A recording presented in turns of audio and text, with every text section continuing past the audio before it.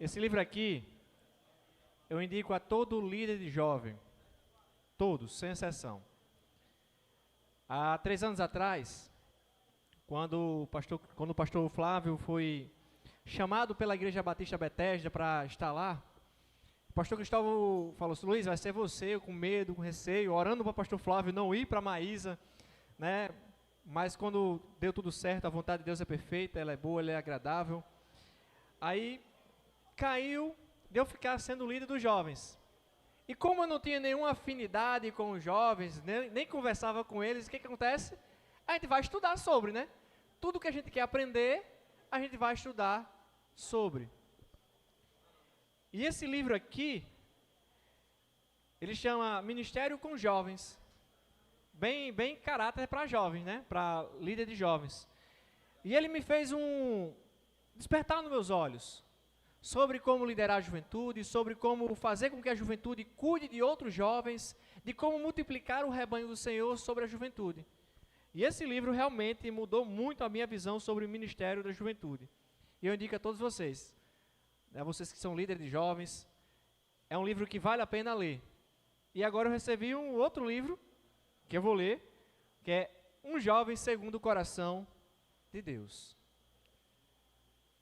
E diante disso, meus irmãos, já falei um pouco, né, quando eu fui chamado ao ministério trabalhar com a juventude, a priori eu neguei, não quis, tive medo, tive receio, e é natural, meus irmãos, quando nos chamam para algo que está fora da nossa comodidade, quando está fora do nosso alcance, a gente fica meio receoso, é normal. E diante disso, eu queria trazer uma palavra para vocês, se encontra lá em Êxodo, capítulo 4. Nós vamos falar sobre um homem com seus 80 anos, foi chamado pelo Senhor para liderar uma nação. E nós vemos através da vida de Moisés, nós vamos ver que nós, nos dias de hoje, não temos desculpas quando somos chamados por Deus para fazer algo. Não existe desculpa que nós venhamos dar diante do chamado que o Senhor nos dá. Não existe medo, não existe receio, porque quem capacita claramente é Deus. Quem nos dá orientação, quem nos faz ver muito mais além, é Deus. E eu venho experimentando isso desde o dia em que eu assumi a liderança dos jovens. No mesmo ano que eu assumi a liderança dos jovens na nossa igreja, eu também fiquei sendo trabalhando na diretoria da Juba Oeste. E nesse mesmo ano de 2022, onde eu fui a um congresso voltado para despertar vocacionados lá na Igreja Batista Ágape, onde tinha por título, sim, somos todos vocacionados. E eu, como líder de jovens, queria levar quem para lá? Para despertar os vocacionados. Quem seriam esses vocacionados? Os jovens. Não, tenho que levar minha juventude todinha, porque vai despertar o povo. Eu sei que eu chamava um, chamava outro, e isso a igreja pagando a inscrição. Eu chamava um, chamava outro, quer dizer, não foi ninguém. Para dizer que não foi ninguém, foi só 2 jovens, que esses aí, quando eu cheguei a assumir o ministério, eles chegaram também na igreja, então a gente era tic-teco. Era eu, Samuel e Kerry. Onde não tivesse, os outros 2 estavam. E a gente foi para esse congresso, não sabendo eu que quem ia ser despertado vocacionalmente seria eu. Onde ali, através de uma mensagem do pastor Luiz Carlos, ele fez um apelo com o título, no apelo, quem já sentiu o desejo de ser pastor? E ali eu comecei a me estremecer e comecei a chorar, pois eu não quero ser pastor. Eu não desejo ser pastor. Eu não quero ser chamado pelo aquilo que eu já chamei alguns pastores. Eu não queria isso para mim. Mas a vontade do Senhor, ela é maior do que a nossa. Eu sei que, para resumir da história, eu fui lá para frente com cadeira, com tudo. Eu consegui carregar a cadeira da frente lá para frente. A cadeira que estava assim, onde estava o livrinho na sua frente, eu carreguei a cadeira e fui lá para frente com a cadeira, com tudo. E ele foi um momento realmente que eu entendi o que Deus queria para mim. O meu chamado sobre ser pastor. Mas mesmo ali, naquele momento, eu sentindo esse desejo, compreendendo a vontade do Senhor, ainda queria mais uma prova, que a gente sempre gosta de uma prova, né? Senhor, o Senhor tem que me mostrar, não, faça isso, faça aquilo. E eu queria que Deus realmente me mostrasse claramente se era isso que Ele queria para mim. E foi despertado através da minha esposa, a qual estava no Ministério dos Jovens, e ela começou a me ajudar, a me acompanhar, a ir para onde estavam todos os eventos dos jovens, eu estava junto. Então, assim, eu entendi claramente que Deus estava me chamando para, de fato, ser pastor das ovelhas que não são minhas, mas são dele.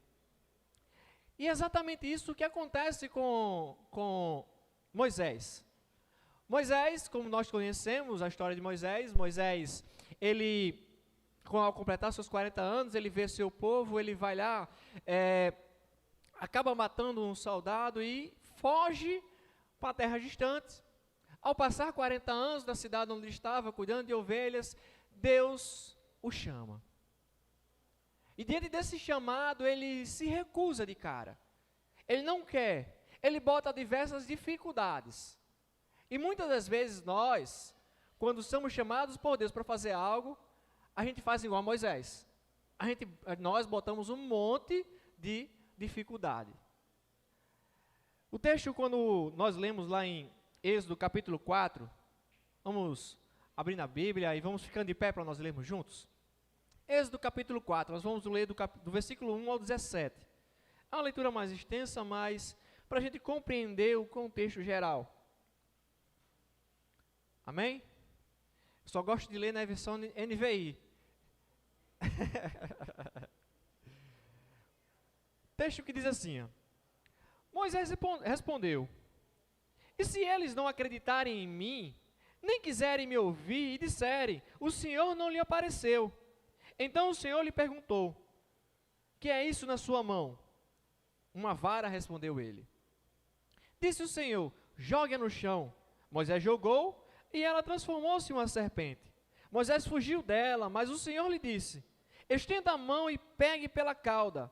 Moisés estendeu a mão e pegou a serpente, e esta se transformou numa vara em sua mão. E disse o Senhor, isso é para que eles acreditem que o Deus dos seus antepassados, o Deus de Abraão, o Deus de Isaque, o Deus de Jacó, apareceu a você. Disse mais ainda o Senhor, coloque a mão no peito, Moisés. Moisés obedeceu, e quando retirou, ela estava leprosa, parecia neve. Ordenou-lhe depois, agora coloque de novo a mão no peito. Moisés tornou a pôr a mão no peito, e quando a tirou, ela estava novamente como o restante de sua pele. Prosseguiu o Senhor, se eles não acreditarem em você, nem derem atenção ao primeiro sinal milagroso, acreditarão no segundo. E se ainda não acreditarem nestes dois sinais, nem lhe derem ouvidos, tire um pouco da água do Nilo e derrame na terra seca. Quando você derramar essa água em terra seca, ela transformará em sangue. Disse, porém, Moisés ao Senhor, ó Senhor, nunca tive facilidade para falar, nem no passado, nem agora, que falaste a teu servo. Não consigo falar bem. Disse-lhe o Senhor, quem deu a boca ao homem? Quem fez o surdo ou mudo? Quem lhe concede vista ou torna cego? Não sou eu, o Senhor? Agora, pois, vá, eu estarei com você ensinando-lhe o que dizer. Respondeu, porém, Moisés, Senhor, peço que te envie outra pessoa. Então o Senhor se irou com Moisés e lhe disse, você não tem seu irmão Arão, o levita? Eu sei que ele fala bem, ele já está vindo ao seu encontro e se alegrará ao vê-lo. Você falará com ele e ele dirá o que ele deve dizer. Eu estarei com vocês quando falarem e lhes darei o que fazer. Assim como Deus fala ao profeta, você falará ao seu irmão e ele será o seu porta-voz diante do povo. E leve na sua mão a vara com ela você fará sinais milagrosos. Senhor Deus, nosso Pai, diante da Tua palavra, ó Pai, já nos basta, Senhor. Mas nesse momento, ó Pai, eu venho te pedir, ó Pai, que o Senhor venha, ao abrir e fechar da minha boca, ó Pai, venha Suas palavras para todos os nossos corações, ó Pai. Que nós venhamos entender o nosso verdadeiro chamado, que nós venhamos entender aquilo que o Senhor quer para as nossas vidas, ó Pai. E humildemente eu te peço, ó Pai, que não me deixe te atrapalhar, em nome de Jesus. Meus irmãos, diante de tudo que eu já falei, nós vemos aqui Moisés, de cara, ao receber o chamado do Senhor, ele já nega, ele não quer. Isso é normal, é um medo que nós temos. Se vocês lerem desde o capítulo 3, eu marquei aqui no celular, nós vemos que Moisés negou algumas vezes responder o chamado do Senhor para ele. No capítulo 3, versículo 11 e 12, diz assim: Moisés, porém, respondeu a Deus: quem sou eu para apresentar-me ao faraó e tirar os israelitas do Egito? Deus afirmou: eu estarei com você. Esta é a prova que eu sou quem envia. Quando você tirar o povo do Egito, vocês prestarão culto a Deus. Quando nós chegamos no capítulo 4, nós vemos novamente no versículo 1, Moisés não querendo responder ao chamado, não querendo ir obedecer o chamado de Deus, onde ele fala: e se eles não acreditarem em mim, e que não quiserem me ouvir, o Senhor não apareceu a você, respondendo a Moisés, o povo. Quando você chega mais à frente, ele bota mais uma dificuldade: ó Senhor, eu nunca tive facilidade de falar, eu não tenho como falar para o povo, porque eu não sei falar. E novamente, no versículo 13 do capítulo 4, ele fala muito bem: Senhor, envia outro, não sou eu não que o Senhor quer que envie, não sou eu o que vai fazer essa grande obra para o Senhor. Muitas vezes, meus irmãos, é isso que se passa na nossa mente. Quando Deus nos chama para algo, ou para algum ministério, ou para fazer algo grandioso, a primeira coisa que vem nas nossas mentes é que: não, eu sou incapaz, eu sou pequeno, eu não sei fazer, eu não sei falar, eu não sei fazer isso, eu não sei fazer aquilo, e começamos a inventar várias desculpas. Mas nós vemos claramente que Moisés, um homem que tinha matado alguém, tinha fugido, foi escolhido por Deus, chamado por Deus para liderar a nação de Israel. E ele liderou durante 40 anos no Egito, durante toda aquela trajetória no deserto. Vocês imaginam aí, um homem que não tinha facilidade de falar, que não tinha eloquência, foi tratado por Deus para cumprir o chamado. Mesmo inventando desculpa, mesmo dando o tal do desdobro para não ir, Deus o usou grandemente durante toda a trajetória no deserto. Não foi 40 dias, meus irmãos, não foi um pequeno tempo, mas sim durante 40 anos, com um povo que murmurava, com um povo que questionava, com um povo que era desobediente, mas mesmo assim ele liderava aquela nação com obediência ao Senhor. Muitas vezes nós ficamos inventando desculpa, tendo medo. Eu mesmo, como eu falei no começo, quando o pastor Cristóvão me falou sobre o ministério de jovens, eu comecei a levantar vários questionamentos e levantei várias desculpas. Medo, receio. Eu não tinha afinidade com jovens, eu não falava com eles, então como é que eu ia chegar junto deles? Era um medo que eu tinha. Mas ao mesmo tempo eu vejo a graça de Deus, a misericórdia de Deus, o poder do Senhor atuando sobre a minha vida para que eu pudesse liderar a juventude, para que eu pudesse receber o chamado que não foi vocês que me deram, não foi o pastor Cristóvão que me enviou, foi Deus que me deu. É Deus que me conduziu a estar liderando a juventude.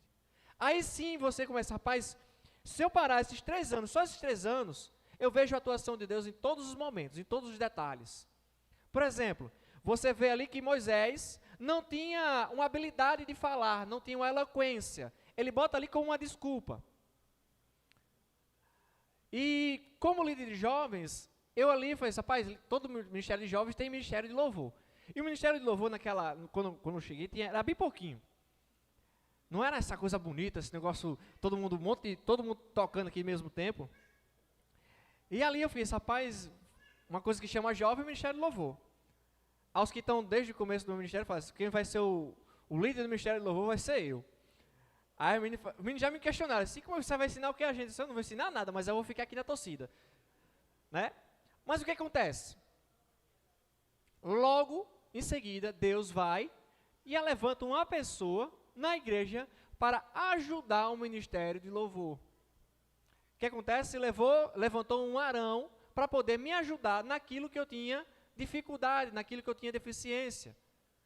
E o ministério de louvor foi crescendo, foi aumentando, foi se entrosando harmonicamente no louvor, na questão de voz, a melodia. Ficou o quê? Muito bom. Hoje nós temos 2 líderes no Ministério do Louvor que fazem um trabalho excelente, da qual eu não sei nada. Da mesma forma, vejo outros Arões que Deus levantou na minha vida, quando Ele pegou no Ministério de Teatro, no retiro, a gente conversando sobre o que a gente poderia fazer. Um falou assim, rapaz, uma coisa que a gente gostava de fazer era esquete. Aí eu não sabia nem o que era esquete. Aí eu disse, não, é teatro. Ah, teatro eu sei o que é. Mas eu não sei fazer. Deus vai, levanta pessoas para ajudar no ministério de teatro. Quer dizer, levantou outros Arões para ajudar nessa coisa que eu não sabia fazer.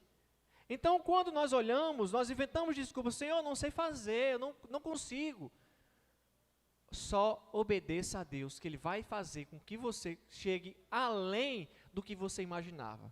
Muito mais distante do que você pode ir sozinho. Deus levanta pessoas para lhe ajudar que você nem imagina. Deus ajuda você de uma forma que é extraordinária. Quando nós obedecemos o chamado que Deus tem na nossa vida, Deus faz coisas extraordinárias. Hoje, eu sou líder dos jovens ainda, sou pastor e sou o homem mais feliz do mundo. Por quê? Porque mesmo em meio a minhas teimosias, Deus me fez enxergar o que é melhor para a minha vida. Eu não sei se vocês conseguem compreender o que Deus já vem falando no coração de vocês, mas, meus irmãos, quando nós olhamos para as nossas limitações, mas ao mesmo tempo nós vemos Deus chamando aqueles que são incapacitados. Nós vemos claramente na Bíblia Deus chamando várias e várias pessoas que são totalmente incapacitadas aos nossos olhos. Nós vemos Deus chamando Jeremias, nós vemos Deus chamando Gideão, vemos Deus chamando até o que seria altamente capacitado, mas ele se quebranta todinho diante do Senhor, que é Paulo. Paulo é um homem altamente capacitado, mas quando ele recebe o chamado de Deus, Jesus Cristo fala assim, olha, vou lhe quebrantar todinho, vou lhe quebrar todinho. Ele refazer novamente. Um homem que, aos nossos olhos, seria o capacitadíssimo, estudioso, eloquente, ao mesmo tempo, comunicação com vários líderes, mas mesmo assim ele é quebrantado, totalmente refeito novamente diante de Deus. Quanto mais, meus irmãos, quanto mais nós mostramos as nossas fragilidades, as nossas limitações, mais Deus atua. Lembre-se sempre, da mesma forma que Deus usou Moisés, usou cada um desses homens que nós vemos na Bíblia, Deus ajuda a todos que o buscam. Ainda digo mais, quando nós cremos em Jesus Cristo, quem começa a habitar em nosso coração? Quem? Não escutei. O Espírito Santo. Em Atos 1:8 diz o quê? E recebereis o poder ao descer sobre vós, e sereis o quê? Minha testemunha até os confins da terra. Em Samaria até os confins da terra. Receberei o quê? Espírito Santo. E tereis o quê? Poder, autoridade, autonomia para pregar e anunciar o Senhor. Hoje, quando nós olhamos para isso, meus irmãos, nós vemos realmente que não existe desculpa para não obedecer o chamado que Deus tem para as nossas vidas. Hoje nós temos uma facilidade muito grande de avançarmos muito mais do que os primeiros cristãos. Quando nós olhamos para a Bíblia, meus irmãos, quando nós olhamos ali em Atos, aqueles irmãos fizeram grandes coisas, mesmo sem toda a tecnologia, todo o avanço, toda a praticidade que nós temos hoje. Nós vemos ali Pedro pregando, um homem que não tinha capacidade, não tinha eloquência, era um homem bruto. Mas a sua primeira pregação se converte em 3.000 pessoas. É como se fosse um Billy Graham pregando nos dias atuais. Aí você fala assim, não, ali mas foi homens que foram usados por Deus, o Pedro teve com Jesus. Meus irmãos, se você dizer isso, você está tentando limitar a ação de Deus em sua vida. Eu tenho certeza que aqui nesse local, aqui na nossa igreja, aonde nós estamos, existirão Billy Grahams, existirão Pedros, existirão muitos outros irmãos que vão fazer coisas gigantescas. Quando nós olhamos, meus irmãos, para toda a história da igreja, nós sempre vemos jovens se dispondo, fazendo grandes coisas. Às vezes você pode até pensar, não, mas eu sou novo demais. É de novo que você começa a servir. É de novo que você começa a desenvolver aquilo que Deus quer para você. Eu não tive esse privilégio, mas ao mesmo tempo eu agradeço a Deus. Eu me converti com 30 anos. Tenho 39 já, faz tempo já. Mas, ao mesmo tempo eu agradeço a Deus. Eu fico com o coração pesado, porque, rapaz, se eu tivesse me entregado a Jesus quando eu tive a oportunidade, com 13 anos, onde morava em frente a uma igreja, eu teria feito isso, eu teria feito aquilo, teria sido missionário, teria sido radical, teria sido várias coisas. Na minha mente passa um monte de coisa. Mas Deus sabe tudo que é perfeito. Ele soube muito bem, olha, com 30 anos você vai entender quem é Cristo, vai se converter ali, porque você tem uma missão para mim. Não foi com 13 anos, mas foi com 30. E realmente, depois disso, eu começo a compreender, rapaz, realmente, eu tive que passar por tudo que eu passei no mundo para poder tratar algumas situações de alguns jovens. E eu louvo a Deus por isso. Mesmo tendo as consequências, as mazelas do que eu passei no mundo, mas hoje eu louvo a Deus porque eu passei por isso. Porque há situações que nos dias de hoje eu passo para poder orientar um jovem. E diante do chamado de Deus, meus irmãos, eu só tenho uma coisa a dizer a você. Não seja igual a Jonas. Não seja igual a Jonas. Jonas fez o quê? Recebeu o chamado de Deus para pregar em Nínive, ele fez o quê? Foi ao contrário, ele tentou fugir. Mas Deus cumpriu o objetivo na vida dele. Eu gosto muito de dizer para os jovens, eu tenho medo do peixe. Por que eu tenho medo do peixe? Se eu desobedecer ao Senhor, Ele vai me jogar dentro do mar e eu vou ser engolido pelo peixe. Então eu tenho medo do peixe, então eu prefiro logo obedecer. Quando nós realmente entendemos o chamado de Deus para as nossas vidas, nós vemos que Deus transforma as nossas falhas, a nossa pequenez, em testemunha para fazer grandes coisas. Porque você olha ali na fragilidade de Pedro, por exemplo, onde ele nega o Senhor 3 vezes, como eu já falei, na sua primeira mensagem, ali se converte 3.000 pessoas. Nós vemos também o próprio Paulo escrevendo a Timóteo, né, um perseguidor, mas hoje um apóstolo do Senhor. Homens que realmente, com suas falhas, com a sua pequenez, demonstram a grandiosidade de Deus em nossas vidas. Eu vejo, na verdade, a atuação do poder do Senhor, mostrando só, olha, não é porque você sabe pregar, não é porque você sabe louvar, é só eu que estou fazendo isso em sua vida. É eu que estou transformando, é eu que estou fazendo com que você abra a boca e fale, é eu que estou fazendo com que você aprenda instrumentos e toque melodias, que façam com que a igreja louve ao Senhor. Não somos nós somos frágeis, nós somos fracos, nós somos pecadores, nós não passamos de nada diante do Senhor. É tudo o Senhor que faz. É tudo o Senhor realmente que age em nossas vidas. É o poder do Senhor que transforma. É o poder que realmente faz com que a gente compreenda o chamado que Ele tem para as nossas vidas. Quando você obedece ao Senhor, quando você entende o chamado do Senhor para a sua vida, não importa o que esteja acontecendo, você vai enxergar, igual a quem é mais antigo vai saber, com a visão além do alcance. Né, os Thundercats. Isso é mais o pessoal bem antigo, viu? Esses novinhos aí não sabem nem o que é isso que eu estou falando. Né? Então assim, você vai enxergar além. Você vai ver a dificuldade agora, mas você vai observar o além. Quando passar essa dificuldade, a gente vai rir por isso, porque nós vemos ali Deus agindo através dessa situação. Quando você obedece ao chamado de Deus, você se reconhece como uma pessoa frágil e entrega-se a Ele, para Ele fazer com sua vida o que Ele bem entender. Quando Deus escolhe Moisés para liderar o povo, você vê claramente que Deus estava escolhendo um homem que, para muitos, ele foi o maior profeta do Antigo Testamento. Para muitos ele é. Porque liderar um povo não é fácil. Não é fácil. Mas mesmo em meio àqueles desafios, ele liderou com excelência. Deus, meus irmãos, ele faz coisas extraordinárias no meio do seu povo. Ele fez coisas extraordinárias através de Moisés. Se você ler todo o livro de Êxodo, você vê coisas extraordinárias que ele fez. Ele, através de Moisés, ele abriu o mar vermelho. Através de Moisés, ele fez cair maná do céu. Através de Moisés, ele fez água brotar de pedra. Porque Moisés foi usado como instrumento do Senhor. E o interessante, para quem trabalha em oficina, quem é que trabalha em oficina aqui? Tem poucos. Ou que trabalha com alguma ferramenta a ferramenta para você trabalhar, geralmente, né?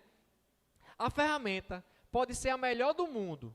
A melhor ferramenta que você tiver, a ferramenta mais cara que você tiver lá. Se você não botar a mão nela, ela não vai fazer nada. Nada. Ela não é, Júlio? Você pode ter o melhor instrumento para consertar aquele objetivo, mas se você não colocar a mão nela, ela não faz nada. Você pode ser o melhor pregador, você pode ser o melhor cantor, você pode ser o melhor tocador, mas se você não for usado por Deus, você não vai fazer nada. Porque quem faz é Deus em sua vida. É Deus que vai lhe usar como instrumento, como a ferramenta dele aqui na terra. É Deus que vai fazer com que você entenda que tudo que você aprendeu foi Ele lhe capacitando. Tudo que você sabe foi Deus lhe instruindo desde sempre, para você lidar com situações, para você poder cumprir o propósito que Ele tem para a sua vida. Todos nós aqui temos uma missão, isso é bem claro, muito bem claro. Quando você lê com grande comissão, você vê lá o quê? Ide por todo mundo e fazei discípulos, batizando no nome do Pai, do Filho e do Espírito Santo, ensinando tudo que lhe ensinei até o fim dos séculos. Mas essa missão, ela é geral, é para todos. Todos nós temos essa missão. Todos nós temos esse chamado, fazer discípulo. Não existe outra missão para você mais importante em sua vida, a não ser essa. Porque é uma ordem direta do próprio Deus para as nossas vidas. Mas, diante dessa missão, existem vários chamados, vários locais para atuar. E Deus já vem chamando várias pessoas. Deus já vem falando ao coração. Deus já vem chamando para você, olha, faz tempo que eu falo a você, que para você ir para o campo, para ser missionário. Faz tempo que eu falo para você ser um líder do ministério. Faz tempo que eu falo para você ser um líder de PGM. Faz tempo que eu falo para você ajudar ao pastor. E às vezes a gente não quer escutar. Mas Deus vem falando no seu coração. Eu tenho certeza, porque isso aconteceu comigo, e isso acontece comigo todos os dias. E eu, mesmo sabendo de toda a trajetória, ainda sou meio turrão. Às vezes Deus fala claramente, eu falo, não vou fazer agora não, porque nem agora não. Mas o que acontece? Acaba Deus fazendo com que eu vá fazer. Por exemplo, quando a gente escuta a voz de Deus para fazer algo, quem que acha o louvorzão legal? Tem poucas pessoas, a maioria não gosta do louvorzão não, viu? Vamos acabar o próximo ano, viu, GG? Cadê GG? Próximo ano não vai ter louvorzão não, viu? Nem a metade não levantou a mão, mas eu acho muito massa. Vou fazer assim mesmo. Né? Como começou? Após a pandemia, eu líder bem novinho de jovens, com a minha loucura, meus devaneios. Eu não sabia se era vontade de Deus ou se era a minha vontade. Não vou nem mentir, né? Aí vem a questão, rapaz, por que não faz um projeto não sei o quê, para juntar esse povo, o pessoal saiu da pandemia e nunca mais se viram, para juntar esse povo. Aí eu fui, conversei com alguns ministérios de louvor, eu só levava era banho de água gelada. Não. Aí eu desistia. Mas com pouco tempo vinha aquela vontade novamente, não, junta a galera, junta o povo, junta o povo, junta o povo. Aí eu tentava fazer de novo, aí vinha outro balde de água gelada. Aí na terceira vez eu vou fazer, mas não vai ser como o senhor quer não, porque na minha mente veio, não sei o que, 5 horas de louvor, não sei por que veio isso. Aí eu chamei o pessoal da IEBM, falei com o Rafael, falei acho que com o GG. Vamos fazer um encontrão lá na igreja? Beleza. Sei que o primeiro ano foi até em agosto, 13 de agosto de 2022. Eu e Xean, resumindo a história, eu e Xean ficamos lá na porta da igreja, orando para parar de vir gente. Porque a igreja não estava comportando.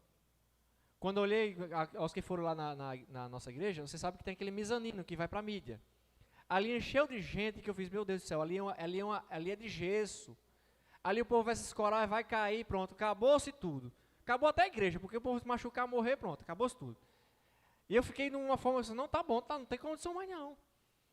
Eu fui orar para parar de vir gente. Então assim, você vê claramente que não foi um propósito, apesar da minha vontade, não foi uma coisa que foi colocada, que foi eu que quis. Foi Deus plantando no meu coração para fazer um movimento, para que a gente pudesse unir a juventude.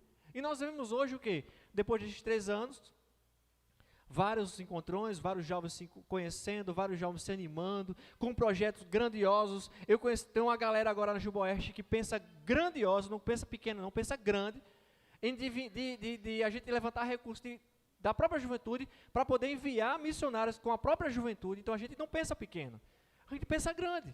Mas é Deus que vem colocando no nosso coração sobre isso, sobre despertar vocacionado, despertar pessoas que para que elas possam avançar, para que elas possam fazer coisas grandiosas. Minha oração é que o próximo presidente faça coisa maior do que eu fiz. E assim sucessivamente. Que pessoas venham reconhecer o chamado de Deus, que é para realmente pregar por todo mundo, que é para realmente tocar os corações das pessoas. Para que essas pessoas possam compreender o mesmo que nós sentimos todos os dias, que é a verdadeira felicidade. Antes a gente ali, como todo de costume, no começo a gente estava orando, né? Eu não sabia nem que no último dia desse negócio de festa ali tinha um nome, né? É Boca da Noite, né? Eu entendi Boca do Lobo, não sei porquê, mas eu acho que é Boca do Lobo mal mesmo. Nós vemos ali várias pessoas se perdendo, e nós recebemos o chamado de pregar para aquelas pessoas que estão se perdendo, e acabamos muitas vezes não pregando, não anunciando, não obedecendo o chamado de Deus, inventando desculpas, ou às vezes, compactuando com o que está lá, que é o pior, Não estou dizendo o que é errado, o que é certo, estou falando que há coisas, há limites que nós temos que ter. Mas, meus irmãos, eu sei que Moisés foi um homem extremamente usado por Deus. E também um homem extremamente abençoado por Deus em seu ministério. Onde ele teve o privilégio de ficar face a face com o Senhor, de orar ao Senhor durante 40 dias e 40 noites, e voltar com o seu rosto resplandecente, ao qual os seus compatriotas não conseguiam nem olhar para o rosto dele. Privilégio. Quem obedece o chamado de Deus, experimenta os maiores privilégios da sua vida. Eu sou bem sincero, eu sou feliz demais por poder obedecer o chamado de Deus para a minha vida. Mesmo outrora eu não querendo, negando, tentando fugir, correr. Ainda bem que eu não fui comido pelo peixe, né? Senão dava errado. Mas mesmo assim eu me encontro hoje numa felicidade que eu acredito que muitos de vocês nunca sentiram. Mas por Deus vocês irão sentir, se vocês obedecerem o chamado de Deus para as suas vidas. Eu acredito que todo pastor, todo líder de ministério, toda pessoa que compreende o chamado de Deus para a sua vida é uma pessoa extremamente feliz por poder participar da obra que Deus lhe escolheu para fazer. Não foi eu, não foi pastor Temes, não foi pastor Flávio, não foi pastor Moab desta igreja que chamou. Foi Deus que te chama para fazer algo extraordinário no meio dessas nações. Para ver pessoas se entregando ao Senhor Jesus Cristo, para ver pessoas sendo lideradas por você, para ver pessoas que estavam com problemas sendo restauradas. Você, quando experimenta disso, você vê, rapaz, supera todas as suas expectativas.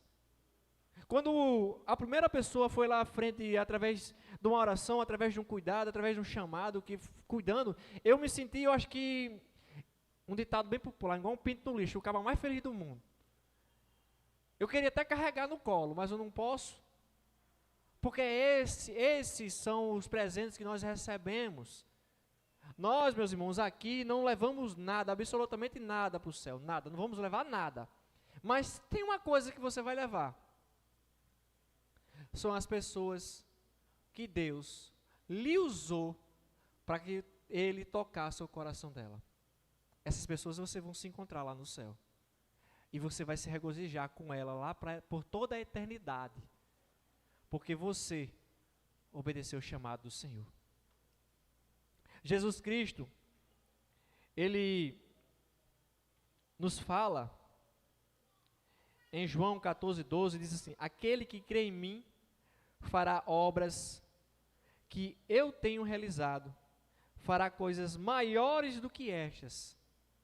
O que ele está falando aqui, meus irmãos, é que é o avanço do Evangelho, de coisas extraordinárias. Nós estamos fazendo coisas extraordinárias para o Senhor, e Ele lhe convida para participar disso. Ele lhe convida para poder realmente entender o que Deus está falando no seu coração. Todas as desculpas já foram usadas. Tudo que você inventar de desculpa para obedecer o chamado a Deus, Deus já escutou. Todas as desculpas que nós vamos dar, Deus já escutou. Todas as desculpas, nenhuma vai convencer a Deus. Nenhuma. Se você é incapacitado, Deus capacita. Se você não sabe falar, Deus vai lhe dar eloquência ou vai arrumar uma pessoa para falar por você. Se você não sabe fazer algo, Deus vai lhe usar. Se você tem medo, Deus vai ter o Espírito Santo que lhe dá o quê? Coragem, determinação. Não existe desculpa para obedecer o chamado do Senhor.